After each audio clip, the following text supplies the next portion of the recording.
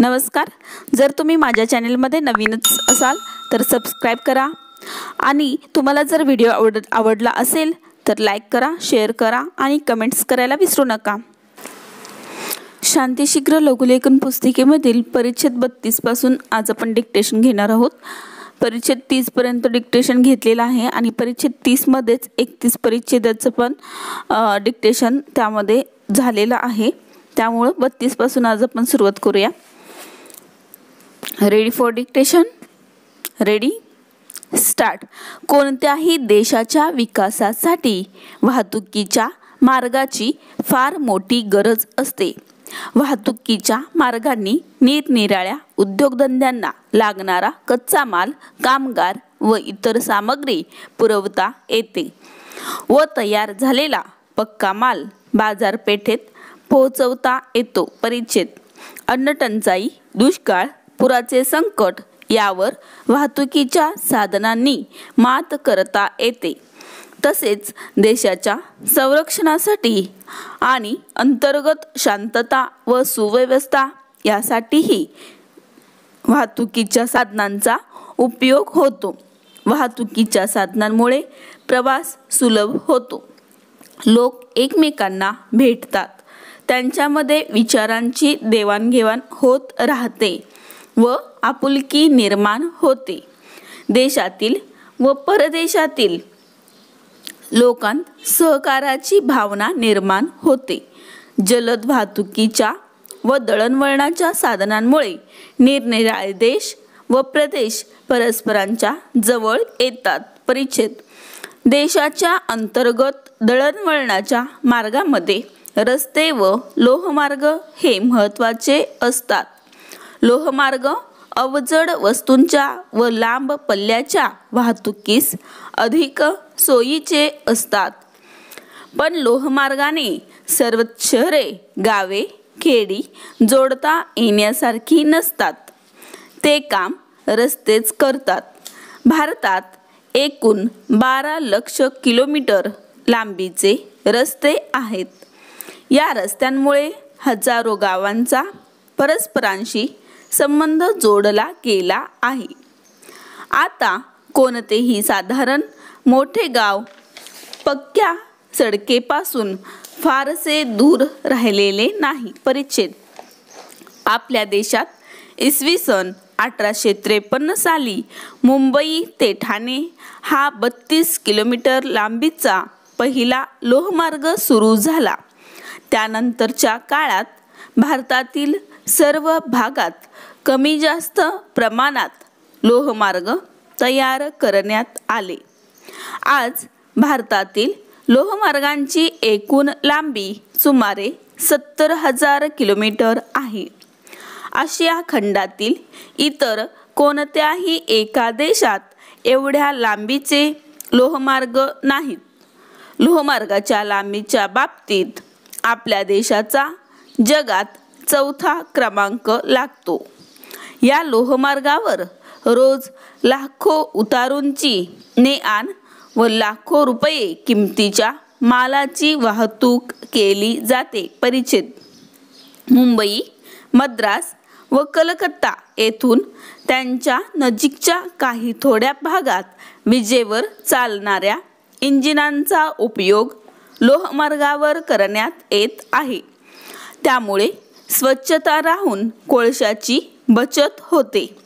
अलीकडे आगगाड्यांना डिझेल इंजिनेही जोडतात, त्यामुळेही कोळशाची बचत होते व अधिक मालाची वाहतूक करता येते।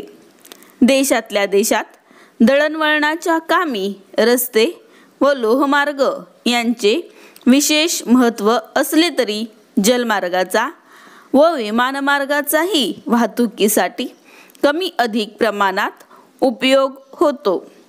मानवी शरीरात रक्तवाहिन्यांना जेवढे महत्त्व आहे तेवढेच महत्त्व वाहतूक साधने व वाहतूक मार्गाला देशाच्या कारभार व विकास प्रक्रियेत महत्त्वाचे स्थान प्राप्त झाले आहे। ओव्हर।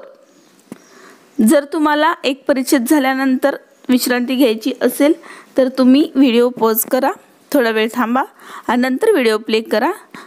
त्यामुळे तुम्हाला प्रॅक्टिस ही चांगली होईल आणि ट्रान्सलेशन ही करण्यास सोपं जाईल. परिच्छेद 33चं डिक्टेशन घेऊया. Ready for dictation. Ready start. दूषित पाणी असलेल्या गंगा आणि यमुना या नद्यांचे शुद्धीकरण करण्याचा विचार गेली 10 वर्षे विविध पातळींवर होत आहे. या पवित्र नद्यांच्या प्रदूषणाचा आणि या दोन्ही नद्यांच्या खोऱ्यांचा सगळा प्राथमिक अभ्यास पूर्ण होण्यास 10 वर्षे लागली. एवढे हे काम गुंतागुंतीचे होते.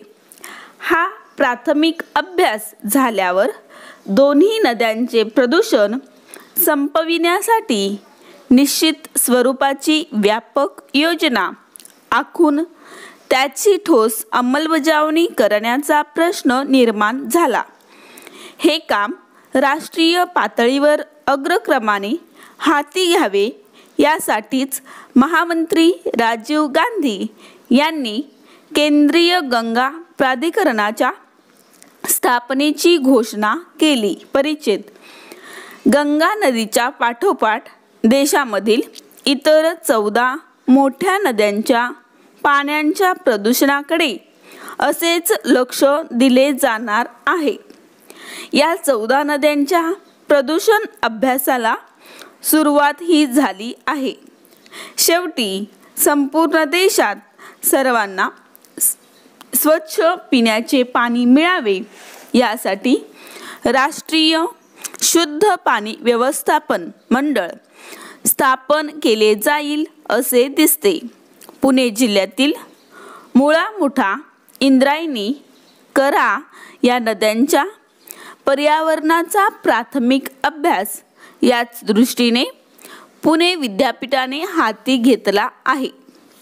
देशात इतर ठिकाणी नद्यांच्या पाण्यासंबंधी 5 संशोधन प्रकल्प हाती घेण्यात आले आहेत. परिच्छेद.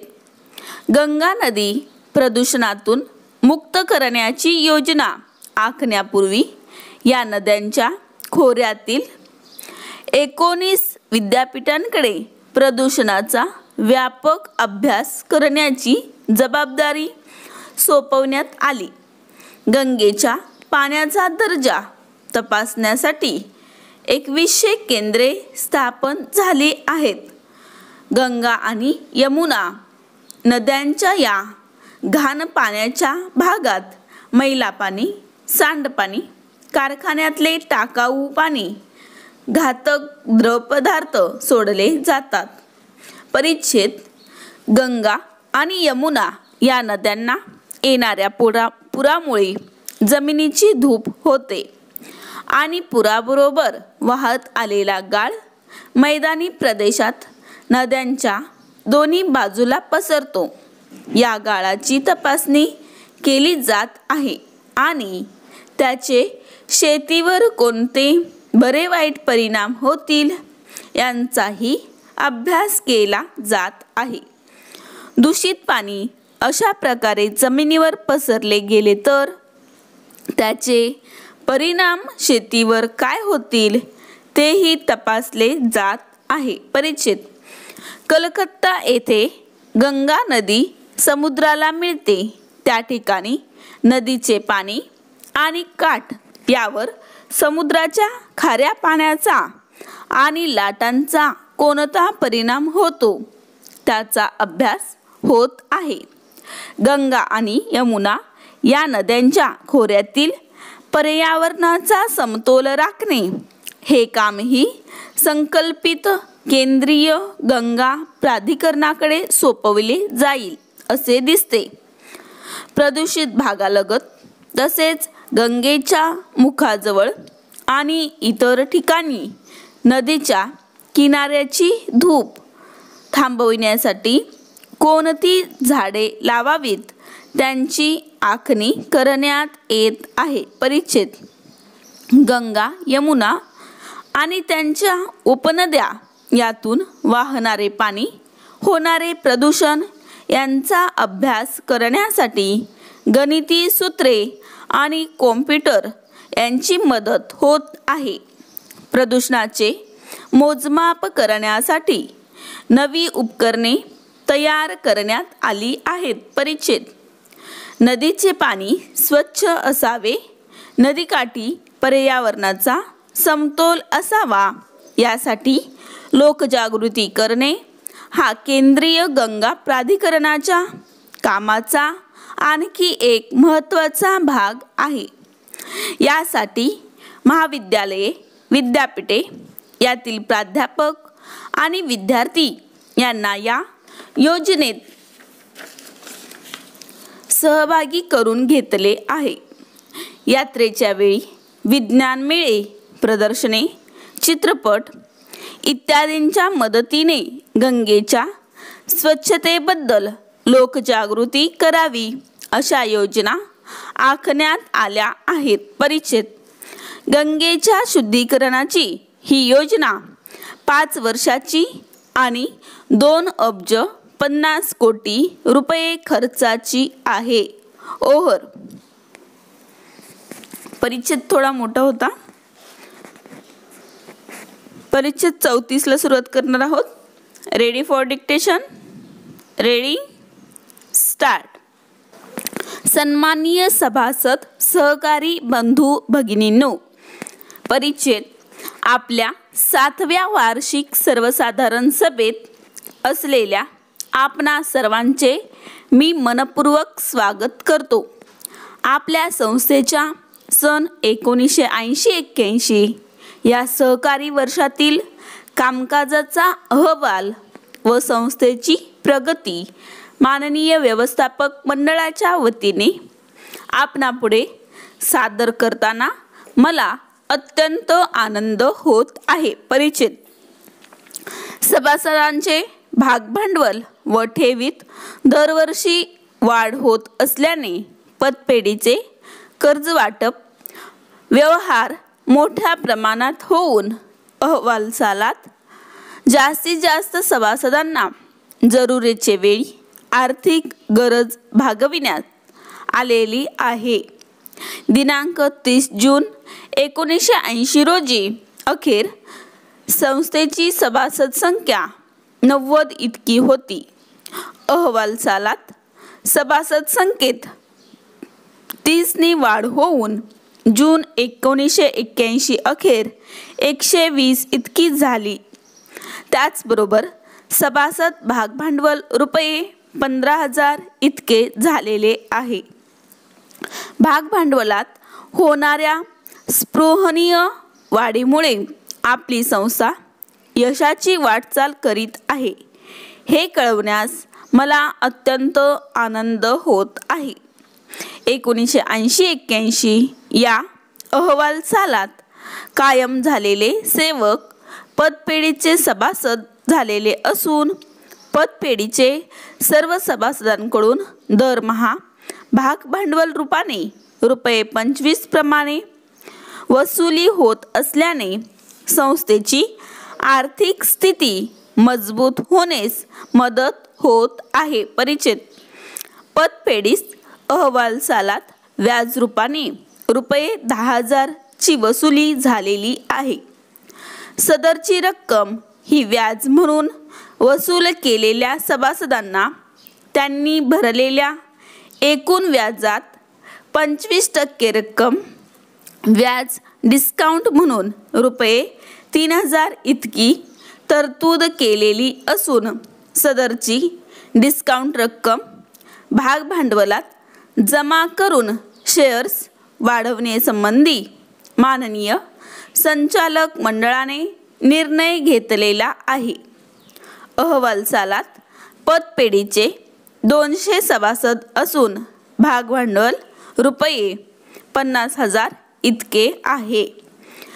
भागभांडवलावर शेकडा 10% प्रमाणे होणारी लाभांश रक्कम रुपये 5,000 ची नफा वाटणी पत्रकात तरतूद करण्यात आलेली असून सदरची सर्व रक्कम भागभांडवलाकडे वर्ग करण्यासंबंधी माननीय संचालक मंडळाने शिफारस केलेली आहे. परिच्छेद पतपेढीस ठेवीदारांकडून चांगला प्रतिसाद मिळालेला असून जून 1981 अखेर रुपये 25,000 इतकी ठेव जमा झाली आहे. ठेवीदारांकडून ठेवीच्या रूपाने रकमा मिळाल्यानेच संस्थेच्या सभासदांच्या गरजा भागविण्यात आलेल्या आहेत. वेळोवेळी सभासदांनी व ठेवीदारांनी आपल्या पतपेढीस ठेवी दिल्याने संस्थेस अधिक मदत झाली. परिच्छेद अहवालाच्या काळात संचालक मंडळाने व सभासदांनी त्याचप्रमाणे संस्थेचे सचिव यांनी भरीव सहकार्य केले त्याबद्दल त्यांचे मनपूर्वक आभार मानतो. संस्थेच्या सर्व सभासदांच्या सहकार्याने संस्थेची प्रगती वेगाने होत आहे. असेच सहकार्य संस्थेस लाभावे अशी आशा व्यक्त करून मी हा अहवाल संपवितो. ओव्हर. परिच्छेद 35ला आपण सुरुवात करणार आहोत. Ready for dictation. Ready start. शेती हा भारतातील असा एक व्यवसाय आहे की जो जवळजवळ निम्म्यापेक्षा अधिक लोकांना रोजगार मिळवून देतो. परंतु शेतीखालोखाल दुसरा नंबर कोणाचा असेल तर तो हातमाग व्यवसायाचाच. कारण हिंदुस्थानातील सर्वात प्राचीन असा कुटीरोद्योग म्हणून हातमाग व्यवसायाकडे आज पाहिले जाते. भारतातील बहुतांशी लोकांचे जीवन या हातमाग व्यवसायावरच अवलंबून आहे. कदाचित भारतीय संस्कृती इतकाच भारतातील हातमाग व्यवसाय जुना आहे असे म्हटले तर अतिशयोक्ती होणार नाही. परिच्छेद जवळजवळ 18व्या शतकाच्या सुरुवातीपासून भारत हे जगातील कापड उत्पादन करणारे एकमेव राष्ट्र होते. त्यावेळी भारतातील जवळजवळ प्रत्येक खेडे शहर हे कापड उत्पादनाचे केंद्र होते. देशातील बेकार मजुरांना रोजगार मिळवून देण्याचे हातमाग व्यवसाय हे उत्कृष्ट माध्यम आहे. कारण विणकाम ही कला अवगत करण्यासाठी फारसा कालावधी लागत नाही. 2 किंवा 3 महिन्यात ट्रेनिंग घेऊन लोकांना या व्यवसायात काम मिळू शकते. पहिल्या पंचवार्षिक योजनेत हातमाग व्यवसायात म्हणावी अशी प्रगती झाली नव्हती. त्यामुळे सरकारने ऑल इंडिया हँडलूम बोर्डाच्या सूचनेवरून हातमाग व्यवसायास अंदाजपत्रकामध्ये प्रत्येक वर्षी 4 कोटी रुपये अनुदान देण्याचे मंजूर केले. तसेच या व्यवसायास भागभांडवल, खेळते भांडवल पुरवून रिबेटची योजना राबवून मदत करण्याचे सरकारचे धोरण चालूच आहे.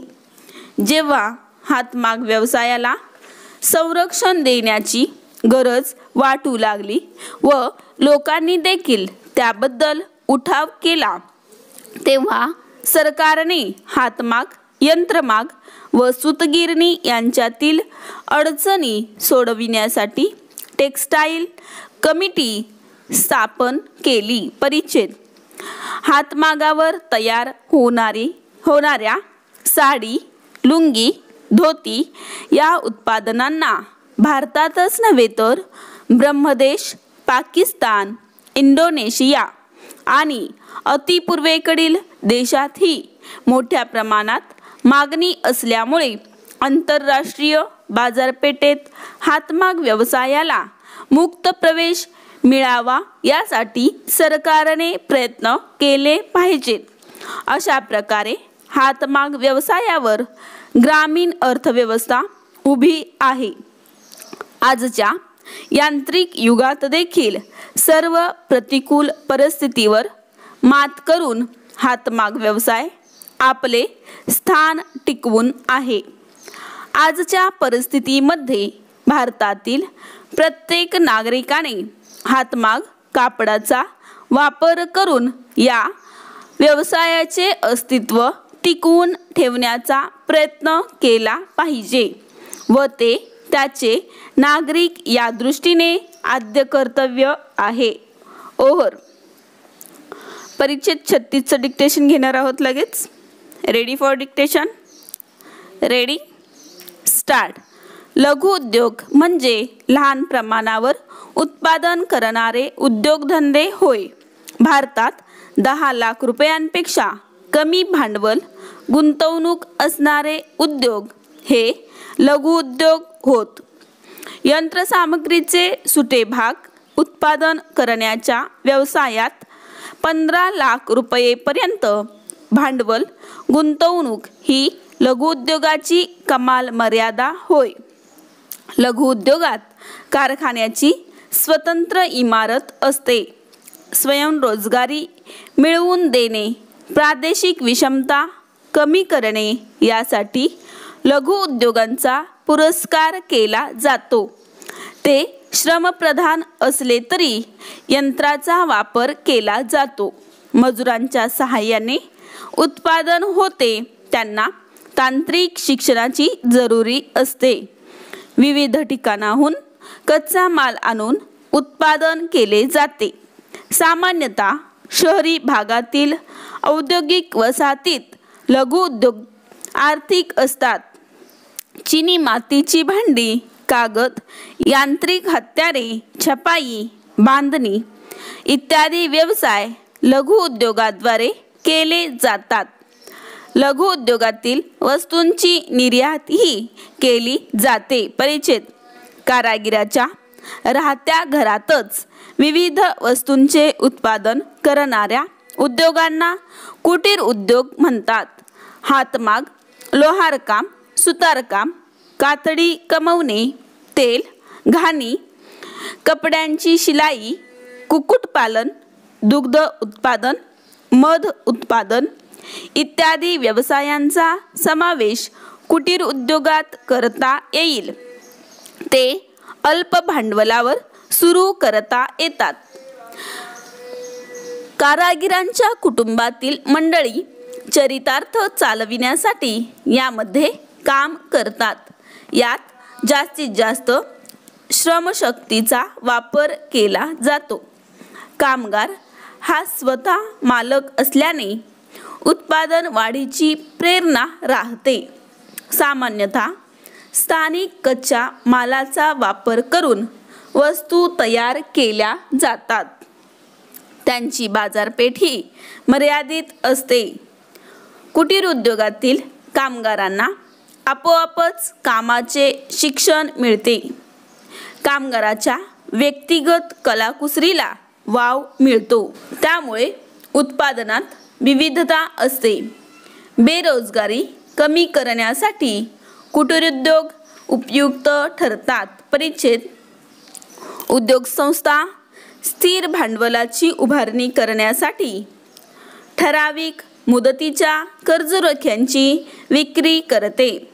देशातील नागरिक आणि गुंतवणूक करणाऱ्या संस्था या रोख्यांची खरेदी करतात. कंपनीला फायदा हो अथवा तोटा हो, रोखधारकाला ठराविक दराने व्याज मिळते. मुदत संपल्यानंतर रोख्यांची रक्कम व्याजासह परत मिळते. रोखेधारकास कंपनीच्या व्यवस्थापनात सहभागी होता येत नाही. ते कंपनीच्या नफ्या तोट्याला जबाबदार नसतात.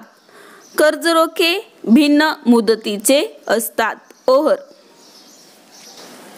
सदर पॅसेज शांतिशीघ्र लघुलेखन पुस्तिकेतील असून पूर्ण पुस्तिकेची PDF मी टेलिग्रामवर अपलोड केलेले आहे. जर तुम्हाला एखादा शब्द अवघड वाटत असेल तर त्यामध्ये आउटलाईन सहित पॅसेज असल्यामुळे तुम्ही तिथे क्रॉस चेक करू शकता आणि चांगली प्रॅक्टिस करू शकता. आता आपण परिच्छेद 37चं डिक्टेशन घेणार आहोत. Ready for dictation. Ready start. भारतातील अत्यंत जुन्या उद्योगधंद्यामध्ये सुती कापडाच्या उद्योगाचा उल्लेख करता येतो.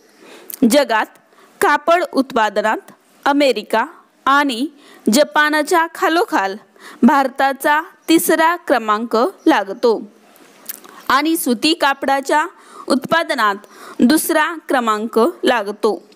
माणसाची एक अत्यंत प्राथमिक गरज भागविणारा उद्योग असे या उद्योगाचे वर्णन करता येईल. परिच्छेद.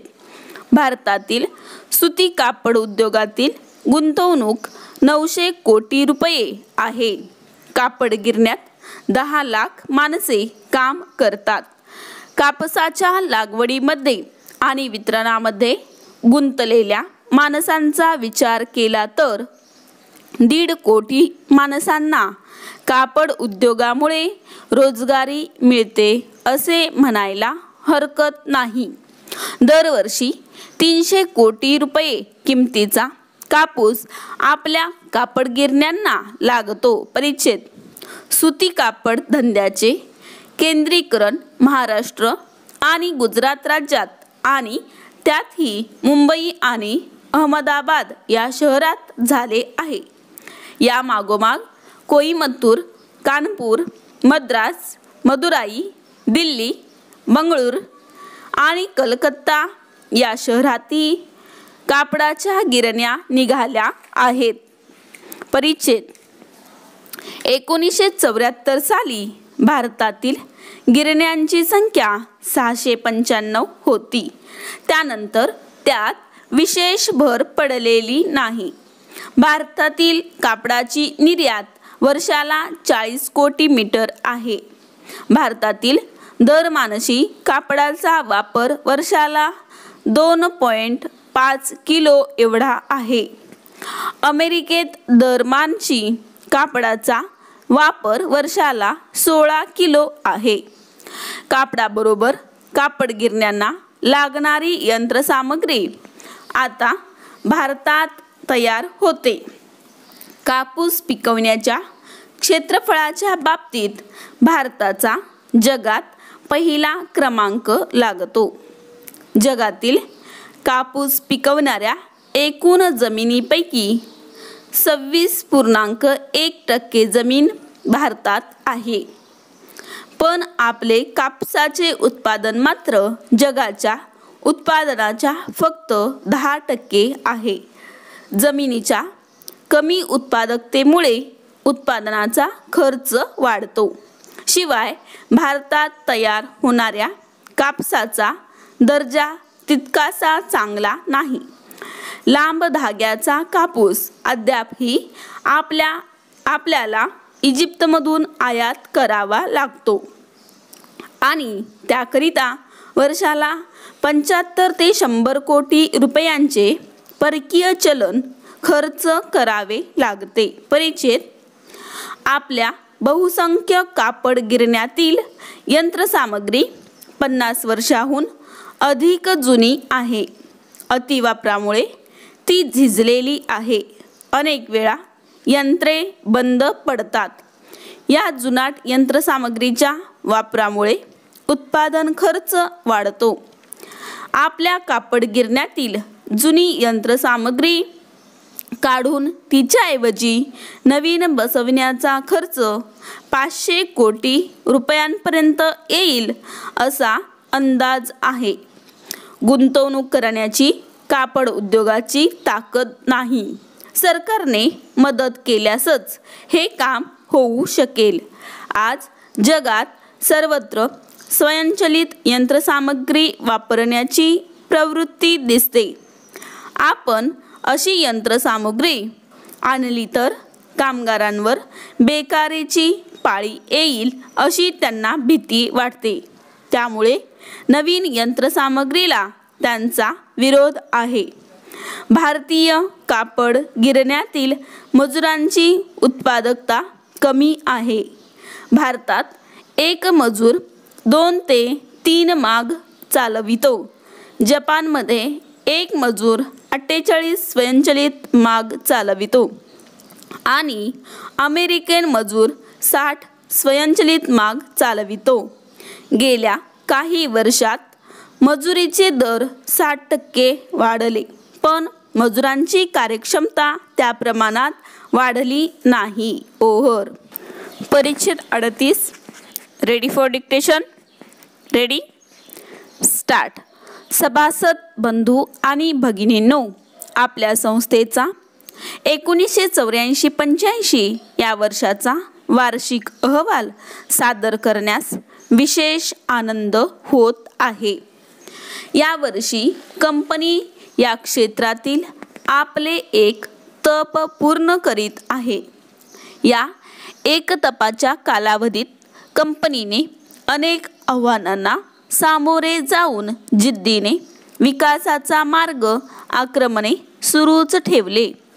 कंपनीच्या दृष्टीतून हे वर्ष कंपनीच्या व्यावसायिक जीवनाच्या दृष्टीने उल्लेखनीय म्हणून कायम स्मरणात ठेवावे लागेल, कारण यावर्षी उत्पादन वाढीची योजना कार्यान्वित केली आणि प्रगतीचा मार्ग खुला झाला.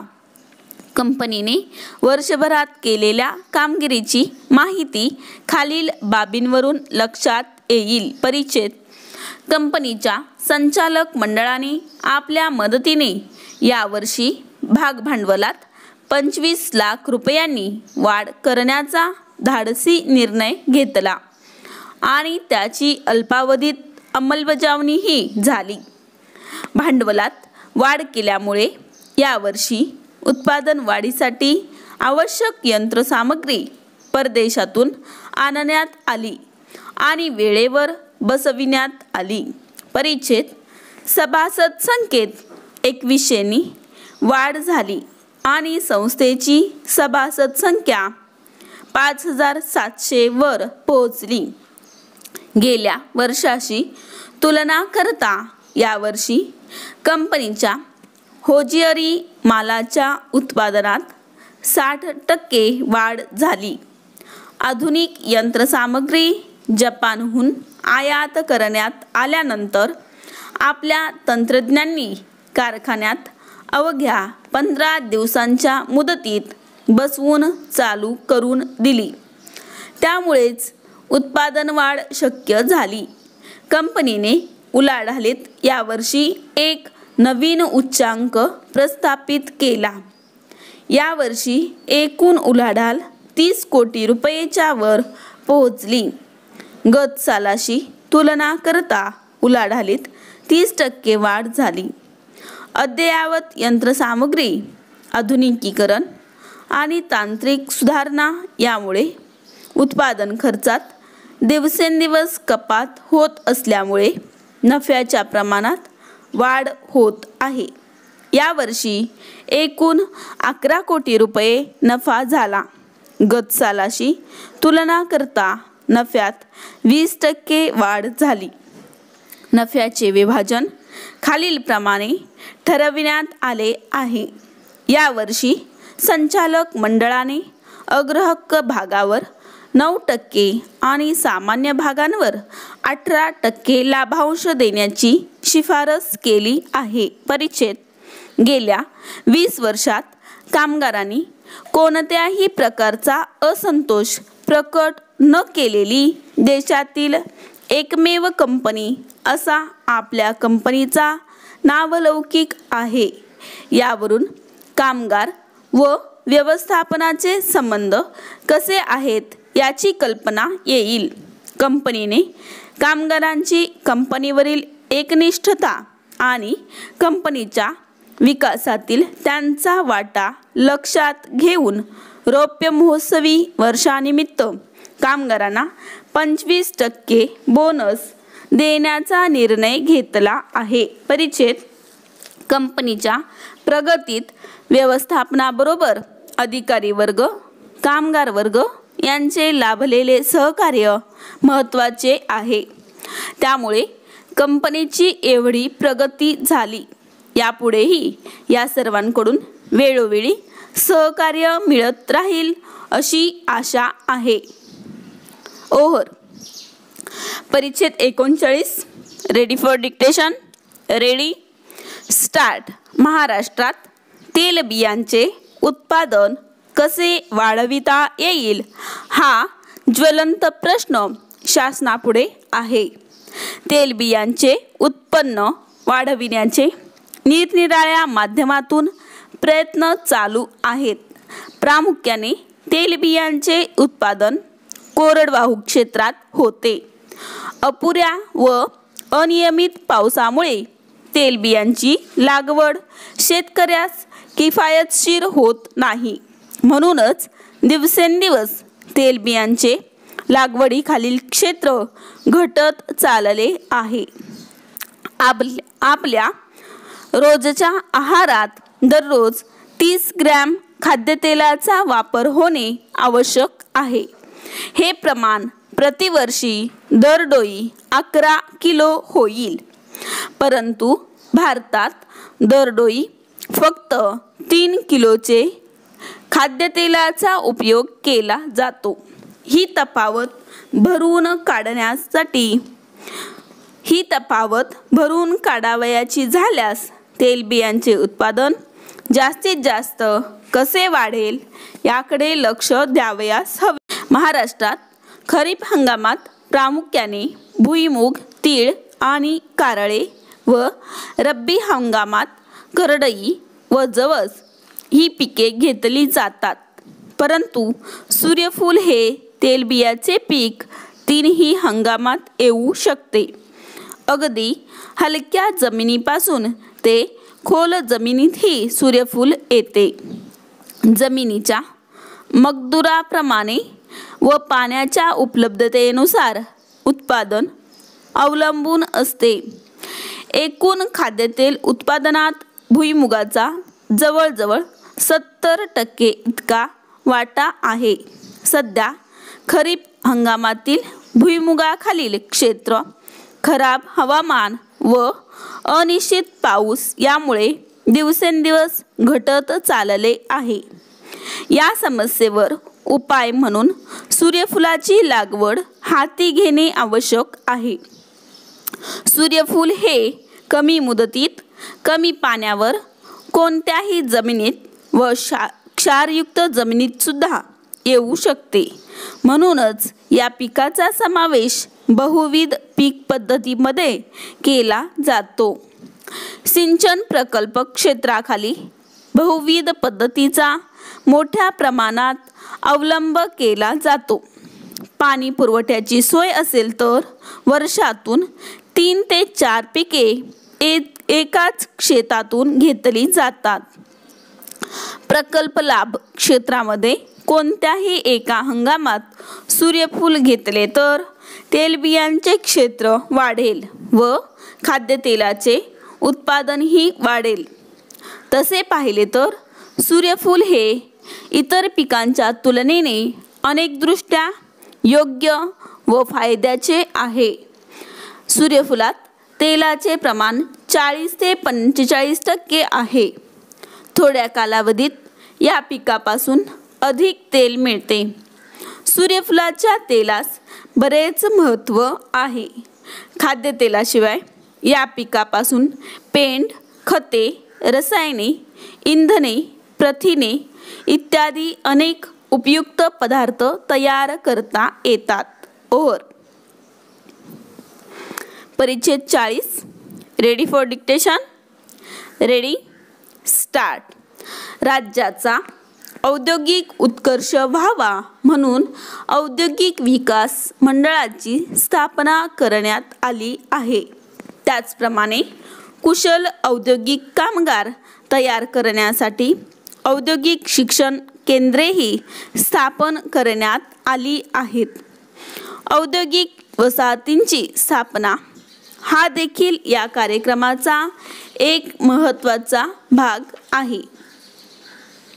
औद्योगिक विकास आणि बेकारी निवारण ही परस्परांशी निगडीत असल्यामुळे बेकारी निवारण योजनाही हाती घेण्यात आली आहे। जेथे मोठे उद्योगधंदे सुरू करणे शक्य नाही तेथे ग्रामोद्योग आणि कुटीर उद्योग सुरू करण्याचा जास्तीत जास्त प्रयत्न करण्यात येत आहे। सुखी आणि संतुष्ट कामगार हा औद्योगिक विकासाचा पाया आहे। या दृष्टीने कामगारांना किमान वेतन मिळण्याची शाश्वती देण्यात आली आहे। त्याचप्रमाणे ठिकठिकाणी कामगार कल्याण केंद्रे स्थापन करण्यात आली असून त्यांच्याकरिता कामगार विमा योजनाही सुरू करण्यात आली आहे। औद्योगिक तंटे समाधानकारक रीतीने मिटावे आणि राज्यात औद्योगिक शांतता नांदावी या दृष्टीने ही एक योजना आखण्यात आली। या योजनेचे नाव मजूर मालक सल्लागार यंत्रणा असे आहे। कामगारांना मिळणारी वाईट वागणूक, कामगारांची पिळवणूक, निरनिराळ्या कामगार विषयक कायद्यांच्या तरतुदींची अंमलबजावणी न करणे इत्यादी प्रकारच्या तक्रारी कामगार संघाकडून या योजनेच्या अधिकाऱ्यांकडे आणल्या जातात। उलटपक्षी बेशिस्तपणा, कामात ढिलाई वगैरे तक्रारी मालकाकडून आणल्या जातात। शिवाय कधीकधी मालक व कामगार असे दोघेही या सल्लागार यंत्रणेच्या मध्यस्थीसाठी विनंती करतात। या सर्व गोष्टींचा विचार हे औद्योगिक विकास मंडळाचे कार्य आहे। परिच्छेद पंचायती राज्याची कल्पना पुढे आली ती प्रामुख्याने विकास कार्यात स्थानिक जनतेचे सक्रिय सहकार्य मिळावे म्हणून। कारभाराचे विकेंद्रीकरण करून व खालच्या पातळीवर निर्णय घेऊन कामाची अंमलबजावणी करायला संधी दिली तर जनतेच्या खऱ्याखुऱ्या गरजा पुऱ्या होऊ शकतील व जनतेचे सहकार्यही चांगले मिळू शकेल। अशा कल्पनेनेच जिल्हा परिषदा, ग्रामपंचायत समित्या या संस्था अस्तित्वात आल्या। विकेंद्रीकरणाचा हा प्रयोग सुरू झाल्याला आता 6-7 वर्षाचा अवधी लोटला असून आतापर्यंतचे कार्य पूर्णपणे समाधानकारक नसले तरी आशा करण्या इतके ते चांगले आहे। किमान महाराष्ट्रासारख्या राज्यात पंचायती राज्याची प्रगती चांगली होत आहे व ही गोष्ट सर्वांनीच मान्य केलेली आहे। अर्थात एकंदर सामाजिक जीवनात जातीयता, गटबाजी, भ्रष्टाचार इत्यादी दोषांनी जो धुमाकूळ घातला आहे त्यापासून या पंचायत संस्थांचा कारभार दूर ठेवला पाहिजे। ओव्हर।